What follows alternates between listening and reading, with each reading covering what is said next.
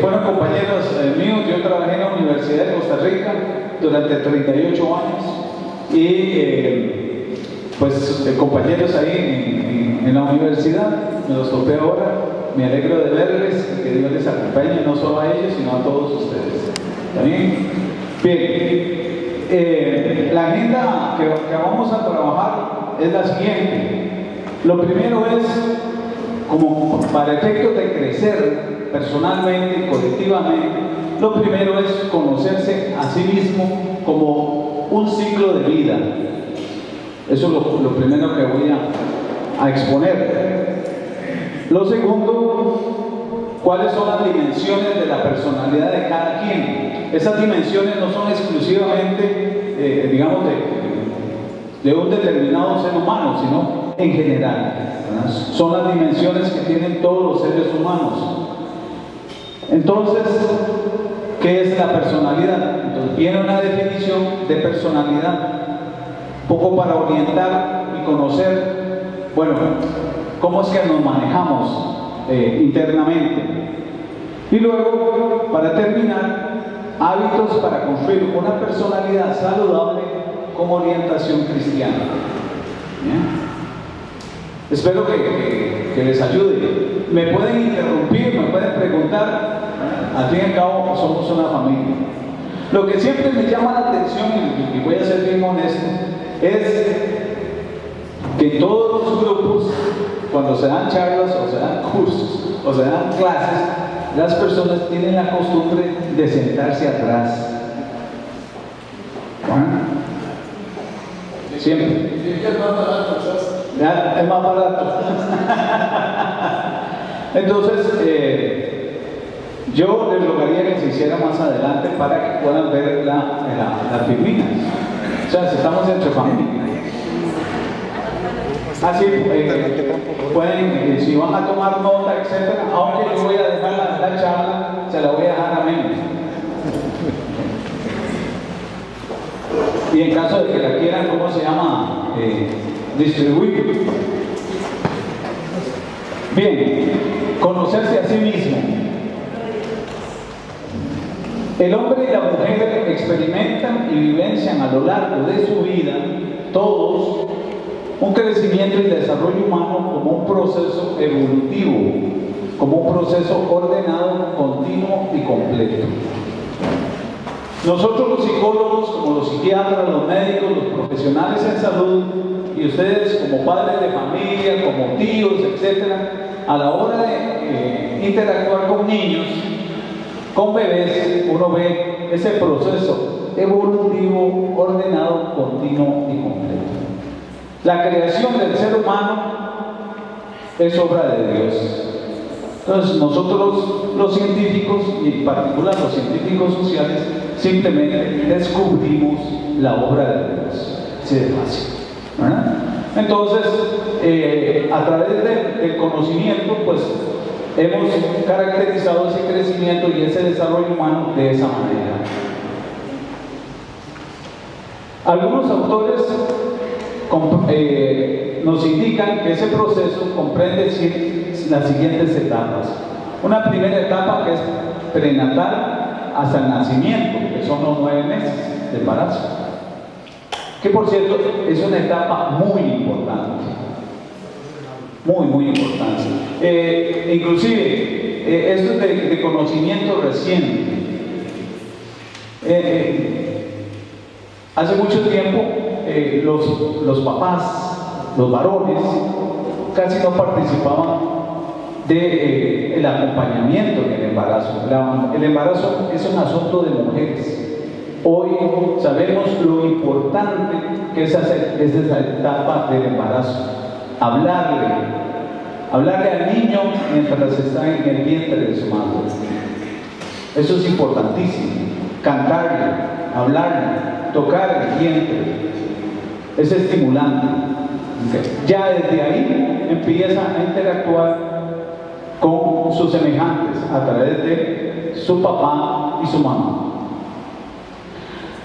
Una segunda etapa que es la niñez temprana y la niñez intermedia, que comprende de 1 a 12 años.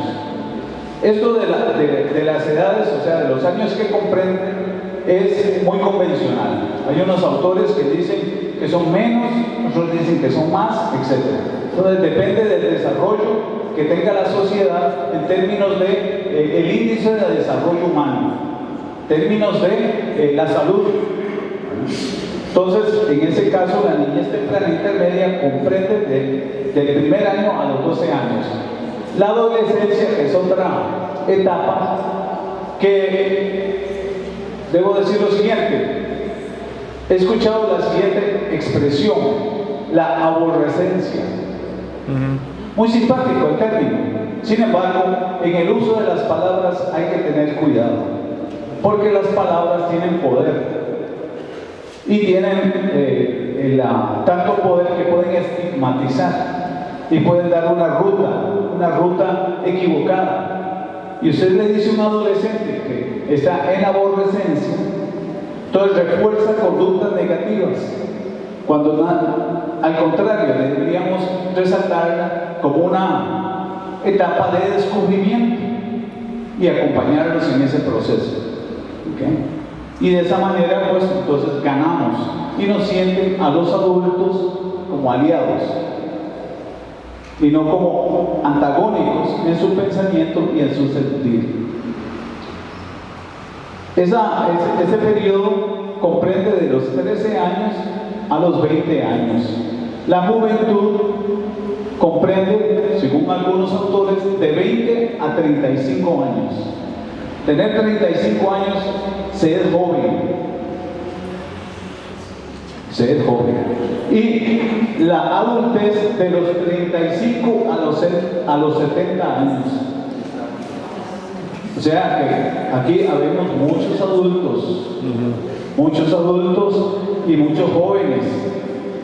Y también los que están después de los 70 años, muy relativo, después de los 70, la vejez o tercera edad. En Costa Rica, oficialmente se establecen los 65 años, pero eso es convencional.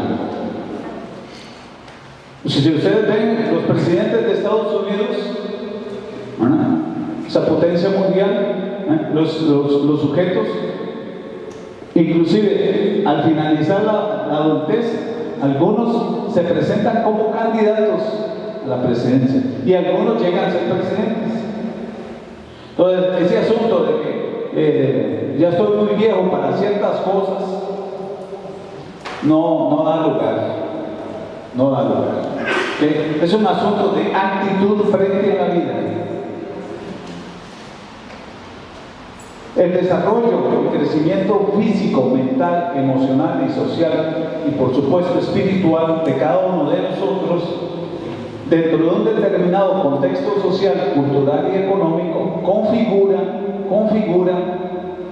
de modo específico y único un tipo de personalidad. No es lo mismo crecer en Europa, no es lo mismo crecer y desarrollarse en África, no es lo mismo crecer y desarrollarse en América Latina, en Centroamérica, que en Estados Unidos, o en Japón, o en China. La configuración del tipo personalidad surge de la interacción de ese ser humano con ese contexto. Con eso lo que quiero dejar bien claro es que a veces pensamos, no, es que él lo tiene, eso viene desde atrás, eso viene del papá, eso viene de la mamá, eso viene, entonces lo estigmatiza otra vez.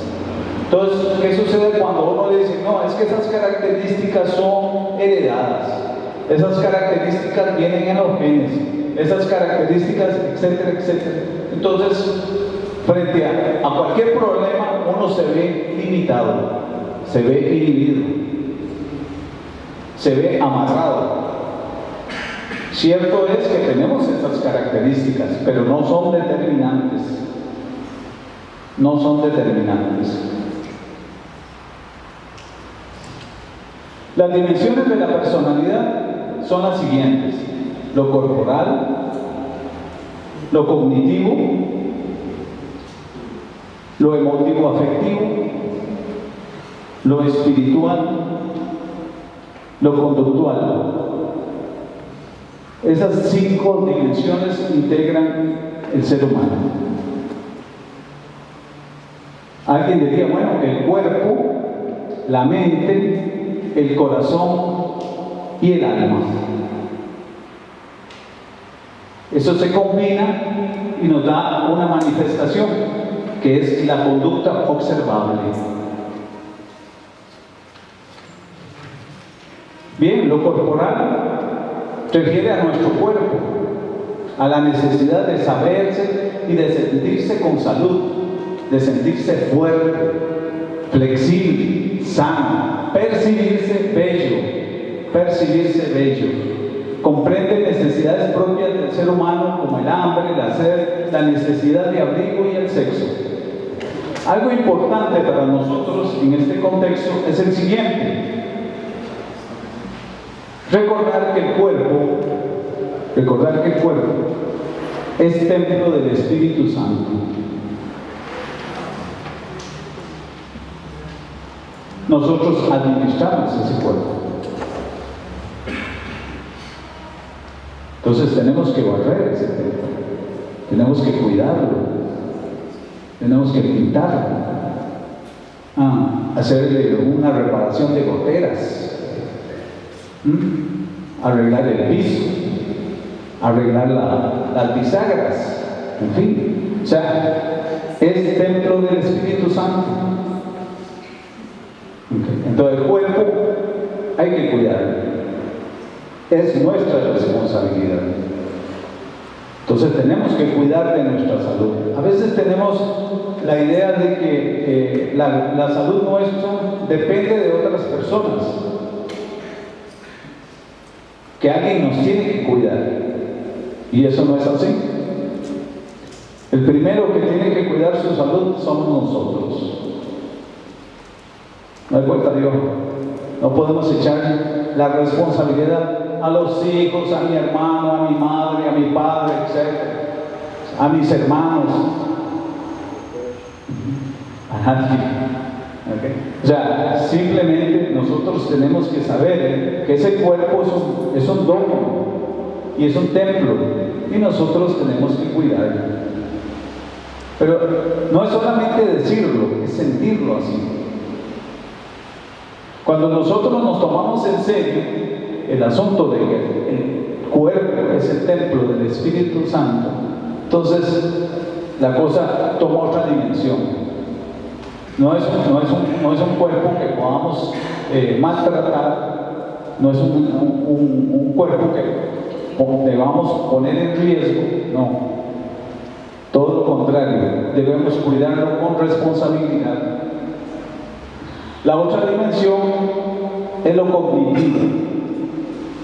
Lo cognitivo refiere a lo mental, o sea, a la cabeza, a la razón, a los procesos cognitivos que han permitido al ser humano, y lo hemos visto a través de la historia, el análisis, la observación, el entendimiento, la explicación, el pensar, el tener ideas, el crear conceptos, teorías, símbolos, el lenguaje con el que nos comunicamos. Posibilita lo cognitivo el descubrir, la invención, la innovación, la creatividad. O sea, ha permitido la ciencia y la tecnología. Pero ¿qué sucede en Occidente? En la cultura occidental, en esta cultura en que nosotros hemos sido socializados, hay una tendencia a idolatrar la ciencia y la tecnología. Y hay un riesgo para el caso de los creyentes, que nos comunicamos con Dios a través del pensamiento solamente. Entonces, concibo a Dios, lo conozco. La cristiandad la conozco, tengo conocimiento, cito la Biblia, cito los evangelios, cito las escrituras, Sin embargo, como lo hemos conocido y lo indicamos aquí, es una vivencia, es un testimonio, no es solamente un pensamiento.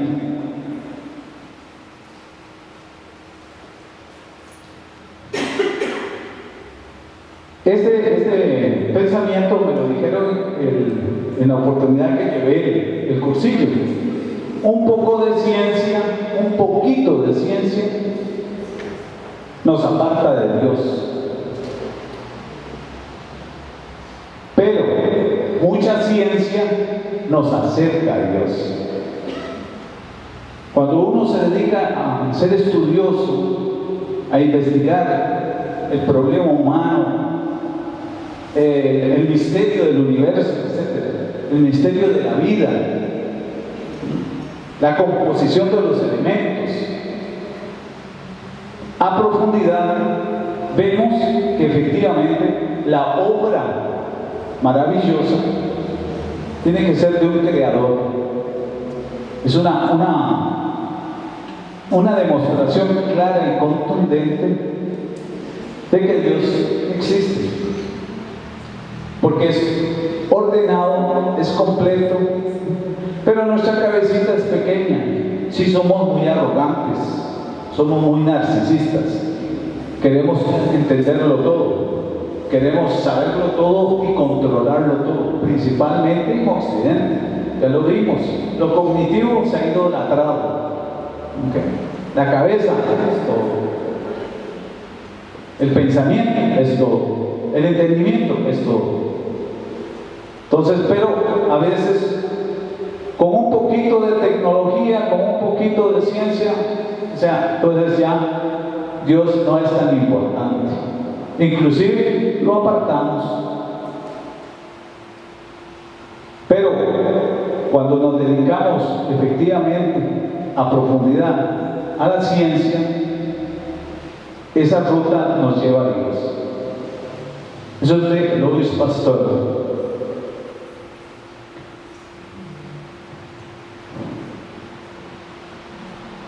La siguiente dimensión es lo afectivo emocional. Es el corazón, es el que le da la salsa a nuestra vida. Entonces encontramos el sentimiento y la emoción, la emotividad. Ahí nacen nuestros sentimientos y surgen en la interacción con los demás, con los niños, con los iguales, con los ancianos. Si usted interactúa con las personas, hace ese descubrimiento.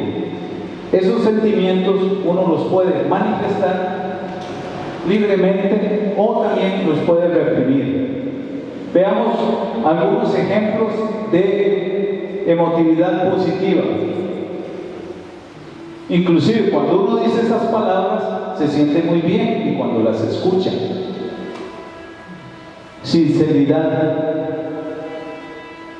optimismo, ternura. Inclusive cuando uno habla de ternura, imagina niños. Cariño, alegría, risa, amistad, cuidado, amor, reconocimiento, pasión, estímulo. Bien, el evangelista Juan nos recuerda las palabras de Jesús. Cuando Jesús dice y nos deja un nuevo mandamiento, que nos dice: amaos los unos a los otros como yo os he amado. Jesús da un testimonio. No llega a disertar acerca del amor, sino que Él es testimonio vivo del amor. Y Él dice: amaos los unos a los otros como yo os he amado. Entonces, el afecto positivo camina por esa ruta, por la ruta de la cristiandad. El aspecto negativo son otras palabras que también nos ponen a pensar y nos hacen reaccionar. Por ejemplo, odio, miedo, agresión, rencor, envidia, mentira, descalificación, chismes, farsa, resentimiento, manipulación. Y aquí, con esos sentimientos y esas emociones tan duras, se me presenta un desafío frente al Evangelio. Porque en el Sermón de la Montaña Jesús dice: amad a los enemigos, haced bien a quien os odia. Eso es un desafío, inclusive porque llega y sentencia. Dice: ¿qué tiene de valor agregado? Eso en mis palabras: amar a los que ya conozco, amar a los que me aman, amar a los que me quieren. No, el desafío está en amar a los enemigos, en hacerle bien a quien nos odia. El desafío nuestro es cómo lograr amar a los enemigos y hacerle bien a quien nos odia. Eso es digno de toda una reflexión. Porque es cierto, o sea, si uno hace una introspección, se hace una autoevaluación, entonces uno dice: ¿dónde estoy yo respecto de esto último? ¿Okay? Es una tarea pendiente de todos los días. La otra dimensión es lo conductual, pero antes voy a indicar de un autor, Erik Erikson, que propone el siguiente desarrollo psicosocial. Lo voy a mostrar las tres primeras. Ven ahí que hay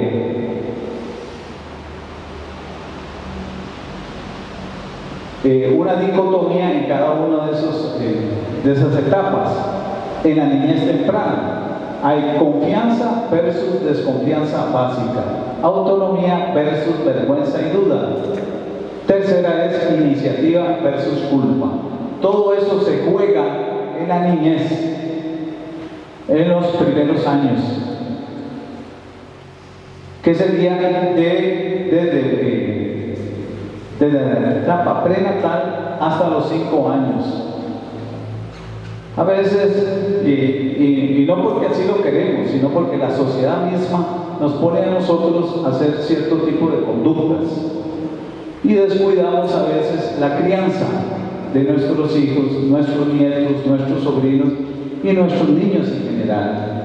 Pero para tener hombres y mujeres más o menos estables, más o menos integrados en esta sociedad que nos toca vivir, es importante brindar confianza, brindar autonomía y ofrecer espacio de iniciativa a los niños. Porque si nosotros no le damos confianza a los niños, entonces van generando desconfianza. Si no le damos autonomía, van generando vergüenza y duda. ¡Ay, qué vergüenza! ¡Ay, qué pena! No, entonces el adulto juega un papel importante en la crianza. Y también en la iniciativa, que quiere hacer algo, que lo haga, sin riesgo, guiado, pero que lo haga, que experimente su propia iniciativa, la del niño y de la niña, sin generarle culpa. Ve, porque lo hizo, no lo vuelva a hacer. Si lo vuelve a hacer, entonces eso se introyecta. Eso desde el niño y la niña, desde esas edades, se va creciendo. Ustedes se pueden ver el dedo, ¿verdad? La uña pegada a la carne. ¿Okay? Entonces, esos valores de confianza, de autonomía e iniciativa crecen, se maduran, se cuecen en la crianza del niño y la niña, como también la desconfianza, la vergüenza y la culpa. ¿Quiénes son los facilitadores de esos procesos? Nosotros los adultos. A veces tenemos la idea de que cuando tenemos un hijo o una hija muy inteligente, muy activo, muy extrovertido, creemos, a veces tenemos el error de creer que es un adulto chiquitico. No, es un niño, es una niña. ¿Okay? Tenemos que detenernos y pensar que los niños tienen sus propias características. Entonces, ponerse a la altura de ellos. Inclusive, los nuevos estudios es que frente al niño o frente a la niña uno debe bajar y conversar con ellos de tú a tú. No es lo mismo que hablar de aquí. Parece increíble, pero eso, nada más, ese detalle es transformador. ¿Okay? Bien, eso es en la niñez temprana. En la niñez intermedia es cuando están en la escolaridad. Bueno, en el caso de Costa Rica, desde que están en el prekinder, es como se llama, prekinder, preparatoria, la escuela, ¿no? Entonces ahí viene la laboriosidad del niño, la escolaridad, está enfrentado a tareas, ¿no? Cumplir tareas, hacer trabajos en la casa, hacer trabajos en el aula, en fin, bien, entonces hay que apoyarlo, hay que estimularlo, porque si uno lo censura, si uno lo critica, le genera sentimiento de inferioridad. Ahora, todo este proceso que estoy describiendo, ya nosotros lo pasamos. ¿Okay? Y ahí tenemos algunas cosas de desconfianza, algunas cosas de vergüenza, algunas dudas, algunas culpas y también algunos sentimientos de inferioridad. Los tenemos. Pero eso no quiere decir que sea como una cicatriz que no se pueda reparar. Eso se trabaja, eso se supera. En la adolescencia tiene el espacio para la identidad, para saber quién soy yo, qué soy. Es cuando el chico y la chica empiezan a desarrollar pensamiento abstracto. Porque el niño de la escuela, no, el niño de la escuela juega, interactúa, pero el adolescente empieza a pensar por sí mismo. Y viene el reto, viene el desafío a la autoridad, al adulto. Y el adulto tiene que tener la suficiente capacidad de darse cuenta de que está en una nueva etapa. Ya no es el niño de la escuela, es un adolescente o una adolescente. Entonces, uno tiene que acercarse inteligentemente a esa nueva etapa. Igualmente, confusión de rol. Empiezan a preguntarse: ¿para qué vine al mundo? ¿Para qué soy útil? ¿Para qué soy bueno? Entonces viene la presión social. ¿Qué es lo que quiere la familia? ¿Qué es lo que quiere mi madre? ¿Qué es lo que quiere mi padre? ¿Qué quieren mis amigos? Etcétera. ¿A dónde va la gente? ¿A dónde va Vicente? En fin, uno va en ese mar, ese montón de corrientes. Y ahí, en ese caldo de cultivo, el adolescente se juega. Y además de todo un proceso de cambio físico, fisiológico, hormonal. O sea, también esa etapa nosotros la vivimos. Hoy, posiblemente, tienen otras exigencias, pero es exactamente el mismo proceso. Viene la juventud, la intimidad y el aislamiento. Bien, si se ha cumplido con confianza, con autonomía, con iniciativa, laboriosidad, identidad, entonces uno está preparado para una intimidad. ¿Qué significa eso? El amor de pareja, el enamoramiento. Quien ha sido explorado de manera negativa y le ha generado desconfianza, vergüenza, duda, culpa, inferioridad, confusión del rol, entonces ¿qué lo hace? ¿qué es lo que hace esa persona? Se aísla, se retrae, se esconde, se inhibe, está lleno de miedo. ¿Ok? Viene la adultez, que es la generatividad y el estancamiento. La generatividad tiene que ver con ya la capacidad de formar una familia, de criar hijos, de tener un empleo, de tener proyección, de tener participación como la tenemos nosotros en este lugar, de carácter espiritual para otros grupos, para otras personas, facilitar enseñanza, facilitar aprendizaje en habilidades sociales, en habilidades de comunicación, en estimular niños, adultos, ancianos, o sea, todo eso de generar, de proyección personal frente al grupo, a la comunidad. Lo contrario es quien no ha sido bien estimulado, está estancado. Entonces, hay que ayudar. Y la integridad versus la desesperación, dice la vejez. La integridad es muy bien, que he hecho en la vida y aceptar lo que se ha hecho. Y trabajar con eso y aceptarlo con alegría. El que no ha tenido oportunidad, el que ha sido limitado, el que ha sido mutilado, el que le han negado las oportunidades, pues está en un estado de desesperación. ¿Okay? Ese es el ciclo de vida en el cual, en el caso de Occidente, la mayoría de las personas nos vemos expuestos en eso. Pero esto se trabaja, no es que tenga desconfianza, vergüenza, culpa, inferioridad, o sea, salado, se sacó. No se sacó ninguna rifa, no. O sea, eso se supera, eso se trabaja.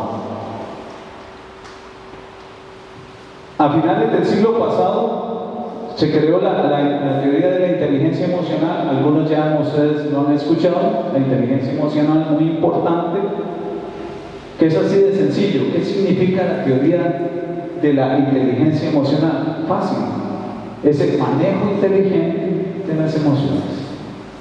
Entonces, ¿qué es lo que hay que hacer en eso? Pues, primero conocernos. ¿Cuáles son mis emociones? Entonces, yo conozco cuáles son mis emociones positivas y negativas, tengo capacidad de controlarlas. Tengo la capacidad de automotivarme, fortalecer esas cualidades positivas. Me permite generar una actitud empática. Esto es la capacidad de ponerme en los zapatos del otro para poder entender su punto de vista. Y también de poder ayudar al otro. Y ayudando al otro, me ayudo a mí mismo. Eso es del autor Daniel Goleman, que es también psicólogo, que también es periodista. Aquí viene la última dimensión, lo espiritual. Atiende las cuestiones axiológicas, lo que tiene que ver con los valores y las creencias de carácter trascendente. Y aquí ya entonces hago la articulación que en el caso del cristianismo veneramos la existencia de un Dios trinitario. Dios Padre, Dios Hijo, Dios Espíritu Santo. La doctrina cristiana a través de los evangelios nos revela lo que Dios espera de nuestra vida individual y nuestra vida colectiva. O sea, no hay cómo perderse aquí. Está clarísimo. En este sentido, y lo digo honestamente, en mi formación profesional y como estudiante universitario, inclusive desde el colegio, que pertenecía a un grupo filosófico, se creó un grupo de filosofía en el colegio y nos reuníamos de 4 a 8 de la noche todos los domingos. O sea, un domingo de 4 a 8 de la noche leyendo libros de filosofía. un chavalo de 16, 17 años. ¿Okay? Entonces, claro, empecé a idolatrar la razón, el conocimiento. Entonces Dios lo dejé a un lado. ¿Okay? Inclusive les confieso que hubo una frase de un filósofo también muy famoso, Federico Nietzsche, que dice: Dios ha muerto. Y yo lo leí y digo, mira, y leí la argumentación de otros filósofos, otros científicos, y digo, y sí, claro, se murió el hombre, Dios ha muerto. ¿Okay? Entonces, pero gracias a un pastor, a un franciscano, que tiene un nombre muy simpático en San Pedro, en la iglesia Fátima, Pascual, era el que actual mío. Entonces llegó y me dijo: vea Mario, era estudiante universitario, ya avanzado en la carrera. Dice: vea Mario, no le dé vuelta al asunto. El asunto de Dios no es un asunto de cerebro. El asunto de Dios es un asunto de fe. Usted lo toma o lo deja. Y entonces me dijo: porque la revelación es otra forma de conocimiento. La verdad revelada es otra forma de conocimiento. Porque el punto es el siguiente: el ser humano, por su característica humana, tiene duda. Y usted lo va a ver todos los seres humanos interactuando cotidianamente. ¿Qué hay después de la muerte? Bueno, en el caso nuestro lo tenemos resuelto. Quien cree, no hay ningún problema. El que no cree, que anda ahí, ¿no?, como un botecito que lo lleva a la corriente.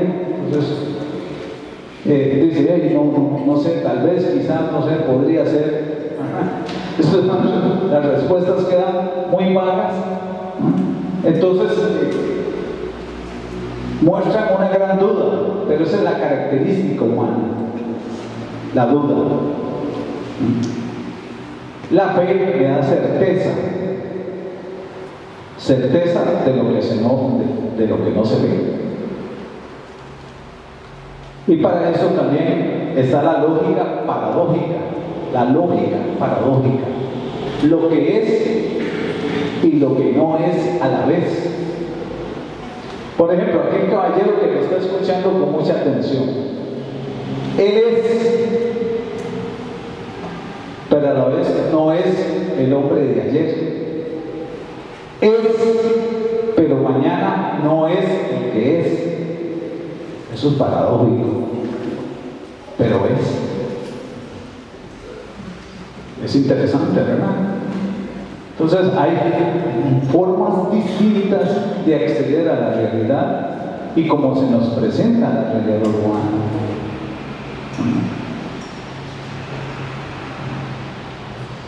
Nos guía, la doctrina cristiana nos guía, nos fortalece para enfrentar los dilemas éticos y los dilemas morales que nos impone la sociedad, para construir una vida de gracia, una vida de oración.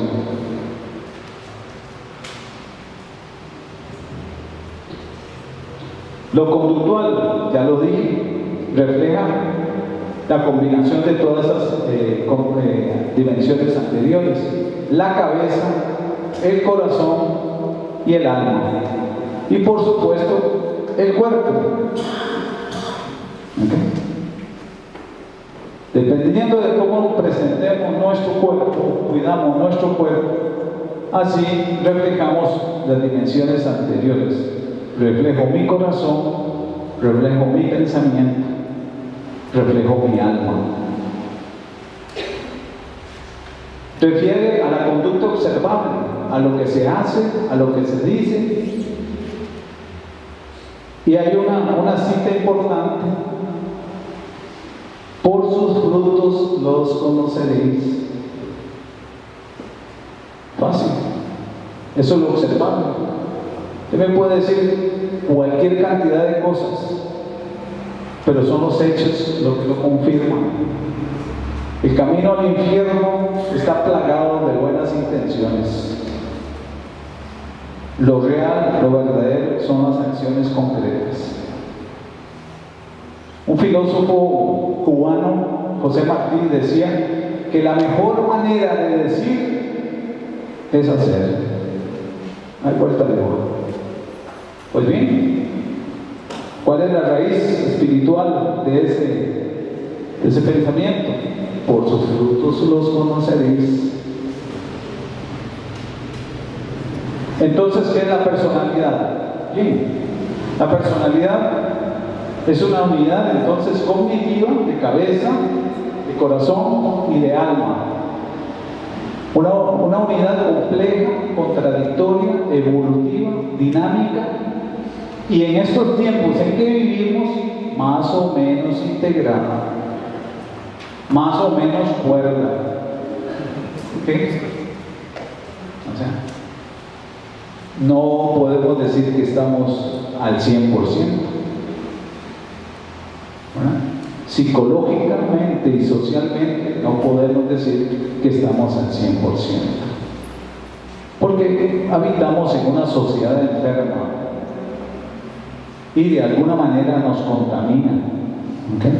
Entonces, por eso a veces nosotros somos contradictorios en nuestras maneras de ver las cosas, de decirlas y de pensarlas, y eso no está mal, eso es humano. El desarrollo y la construcción de esa personalidad se elabora en relación dialéctica, y les voy a explicar qué significa eso, con las circunstancias que nos ha tocado vivir en un determinado contexto social, cultural, económico y político. ¿Qué significa eso de la relación dialéctica? La relación dialéctica es la siguiente: si yo construyo, o sea, para decirlo, digamos así, sencillo, es un chico que nace en el campo, cultiva la tierra, siembra, recoge el fruto, etcétera, maneja una carreta de huellas, etcétera, y ahí ese es su escenario vital. Se va develando y se va construyendo como un campesino. ¿Ah? Entonces, lo que el hombre y la mujer crean se revierten sobre sí y lo develan como lo es, lo va configurando. Si un chico crece en un barrio industrial donde hay fábricas, etcétera, y consigue trabajo ahí y estudia alrededor de eso y trabaja en una maquinadora, por su comportamiento, por su pensamiento y por sus sentires, metido en ese escenario, se devela a sí mismo como obrero, y así sucesivamente. ¿Ya? Entonces, es en la relación dialéctica con ese mundo en el cual le toca vivir y el que construye, porque es un mundo construido. El mundo que vivimos fue construido por nuestros antecesores. Nosotros lo podemos transformar, lo podemos hacer diferente. Como hacerlo un escenario. Nosotros podemos hacer de este salón, qué sé yo, semejar una selva. Traemos árboles, etc. Entonces le damos ese matiz y traemos una persona afuera, y es la primera vez que se presenta a ese escenario y dice: uy, esto es una selva. Nosotros decimos: no, esto es un salón que decoramos como una selva. ¿Algo bien? Somos personas creadoras.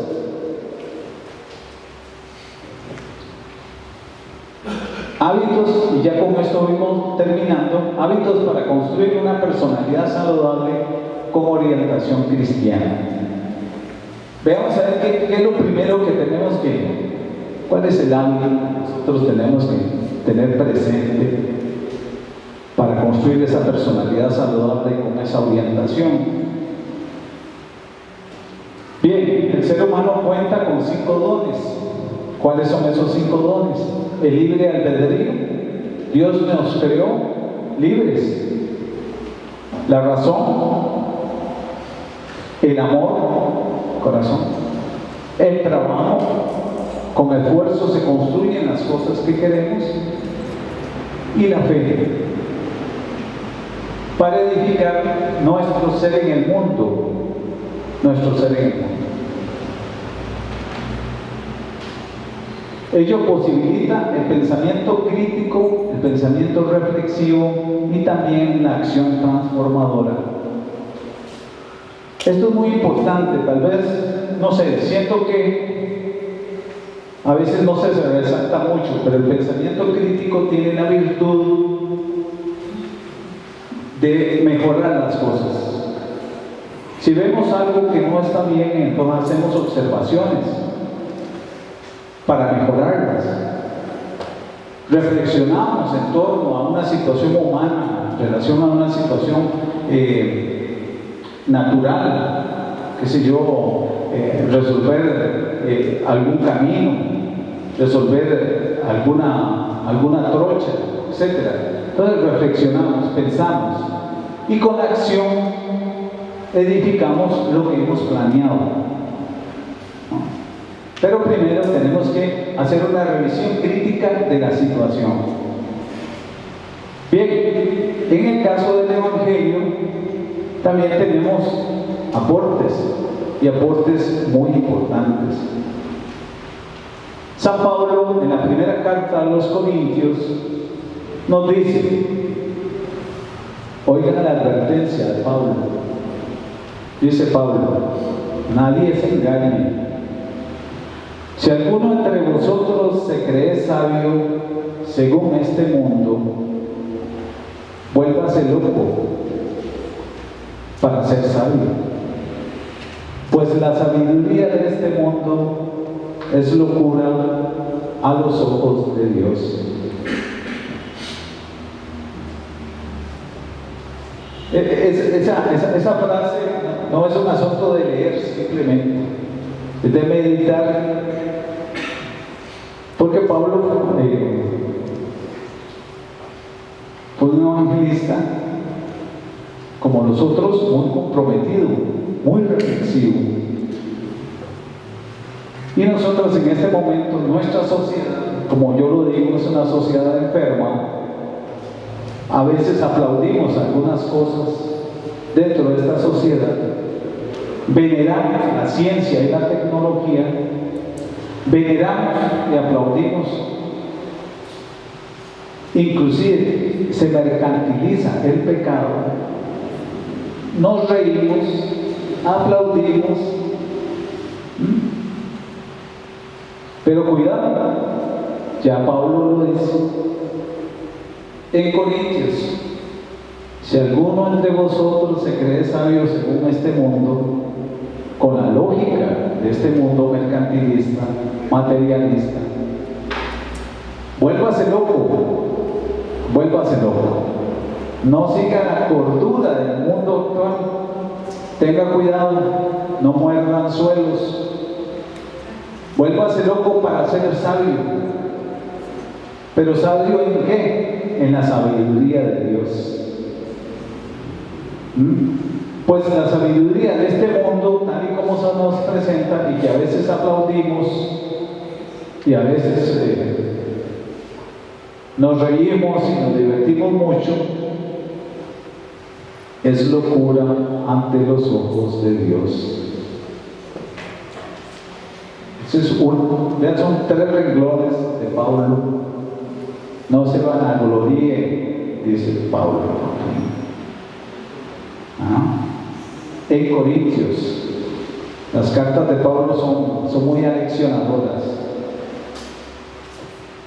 Bien, El Deuteronomio nos recuerda, para construir una personalidad saludable como orientación cristiana, amar al Señor tu Dios con todo tu corazón, con toda tu alma y todas tus fuerzas. ¿Alguna duda? Está clarísimo. Amén. En el Levítico, amarás al prójimo como a ti mismo. ¿Y qué fue lo que nos dijo Juan? Nos recordó Juan lo que dijo Jesús: yo les dejo un nuevo mandamiento: amarás al prójimo como yo os he amado. O sea, esa es la ruta. Es una ruta dura, es un desafío fuerte. Bueno, nosotros tenemos que hacer ese esfuerzo para construir nuestra vida como orientación cristiana. No es fácil, no es fácil. ¿Qué es lo que tenemos que hacer? Bueno, cultivar y manifestar una actitud positiva de agradecimiento, de esperanza, de alegría por la vida. Veamos el himno que nos caracteriza, de colores. Se viste en los campos de primavera. Los pajarillos que vienen de afuera. Esa alegría, esa esperanza, ese agradecimiento, es una actitud positiva.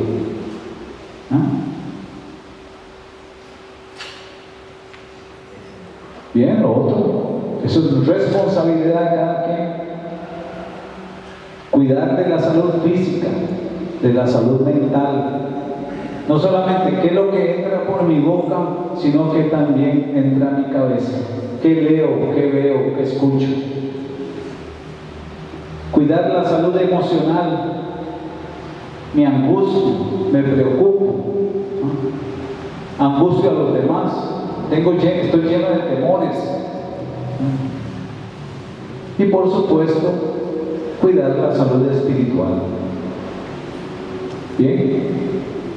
No solo con el pan vive el hombre, ¿verdad? Ser sincero consigo mismo y con los demás.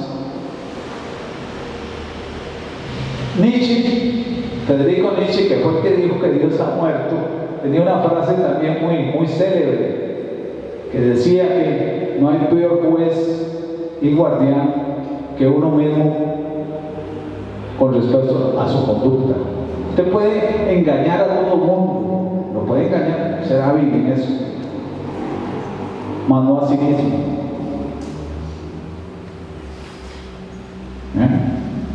Entonces hay que ser sincero con uno mismo, ser sincero con los demás.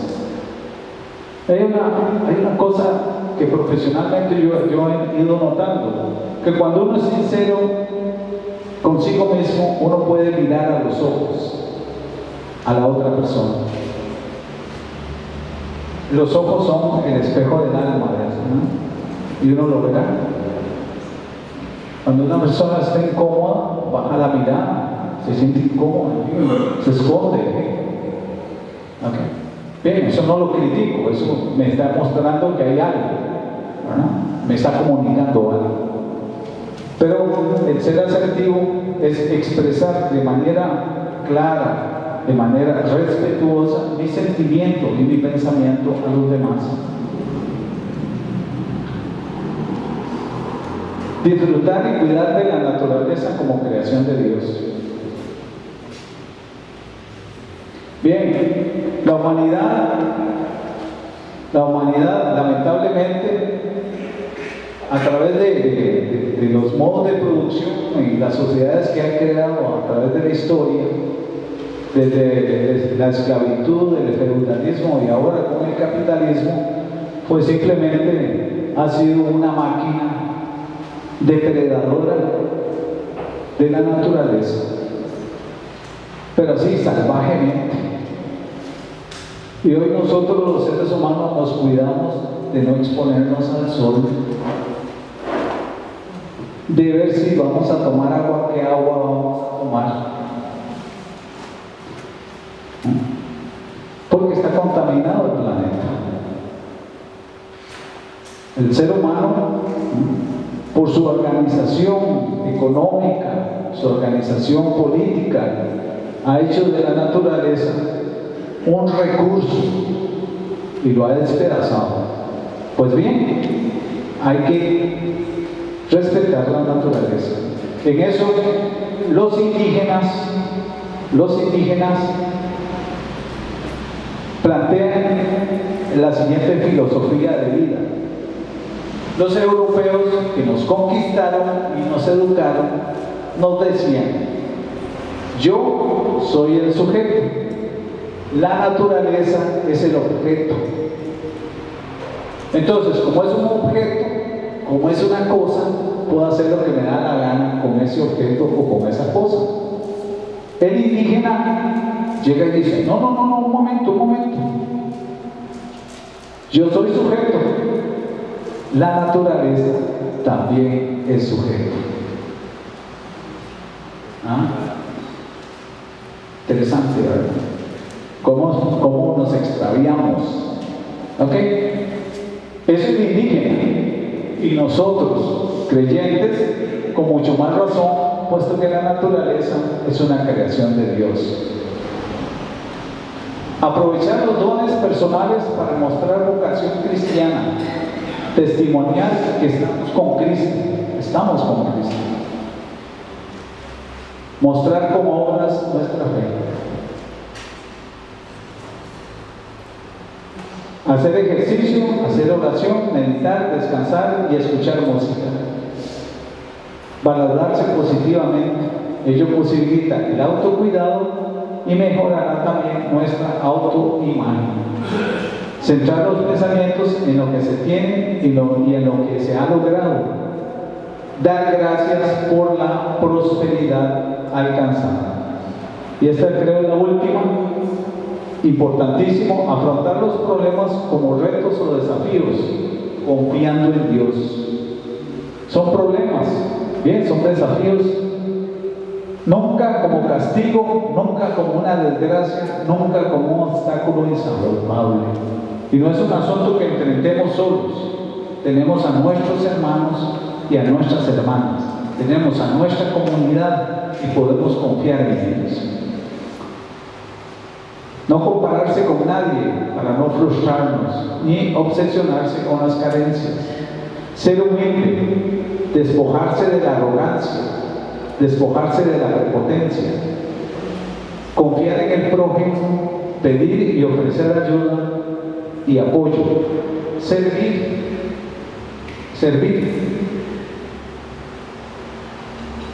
Tenemos que ser el último si queremos ser el primero.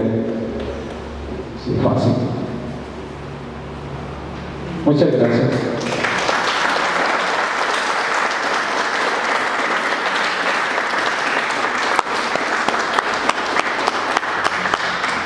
Bueno, espero haber llenado las expectativas, preguntas, comentarios, también con muchísimo gusto. Gracias.